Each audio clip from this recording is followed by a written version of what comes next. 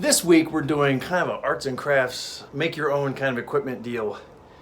So the kids at school are going to be using scoops. Well, the kids who are here live. But not all of you are live, and a lot of you are at home and you don't have this at home. So let's put this down, and we are going to be creating our own scoop with a jug, a milk jug. So this is one I already made. You can make it this way, or you can make it a different way. I'm going to try making it a different way the second time. But first, let's talk about safety issues. One, you need to use scissors for this, so make sure you have permission to use scissors. If you do not have permission, see if a parent can help you out. You can do the trace part first. Also, you can see there's tape along here because sometimes if you cut the plastic, it's kind of sharp, and this will help keep it from like poking you and stuff. So it's a scoop, kind of like a mitt. You can use this to catch. My daughter used this. He was actually pretty good at throwing with it too. It just takes a little bit of practice. So here we go. So first, you gotta go find an empty jug. And when I say empty, I mean something that's been used. Don't dump the milk out of it. Wait till it's empty. And then make sure you wash it out, because old milk, after it's been sitting for a while, will get stinky.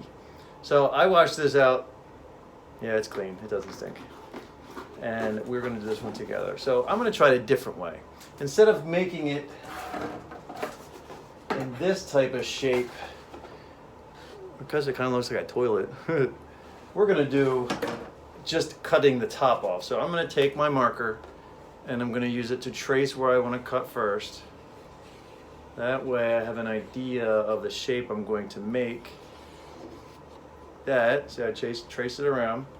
Now this one I'm just gonna cut cut the bottom off of it. And here's the part where you need to be very careful. Never push the scissors towards you or towards your hands. And again, make sure you have permission to use this. I'm going to poke the scissors into the jug, and I'm going to cut along my dotted line. Now, as I cut, there are going to be some pointy edges. That's where the tape comes in. Cutting, oh, I can't see my line anymore.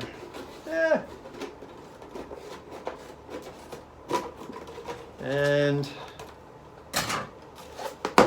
there it is. All right, so this scoop looks a little different than this one.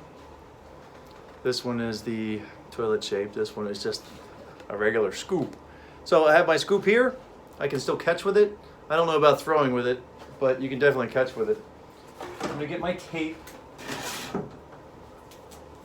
And this is actually floor tape from the gym, but if you use different tape at home, you should be fine. The first one I made was with duct tape. So if it's taped like this, you gotta cut it. Again, get permission for the scissors. But duct tape, you usually can just cut with your fingers, rip. All right, so I got 4 pieces of tape. I'm gonna put this tape along the top edges and then fold it. This.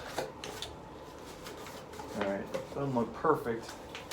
You get the idea, as long as it covers up the jagged edges so you don't scrape your fingers, poke it into your fingernail bed or something. All right, so here is my second scoop. Ta-da! Now you can play catch with a friend, family member. Well, you're gonna have to have 2 of these to make it more fun. Right now I actually have 2 myself. So this is version A. If you see how I cut that, kind of like a toilet seat. And then version B is just taking the top off of it. Now this is probably just used for catching, but this is used for catching and throwing. But you still have to practice. It's kind of difficult. All right? Happy crafting. And again, make sure you have permission to use scissors and cut things at home.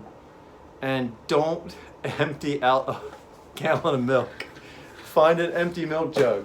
If you can't find a jug or you can't find anything with a handle, don't stress about it. This is just supposed to be something extra for fun.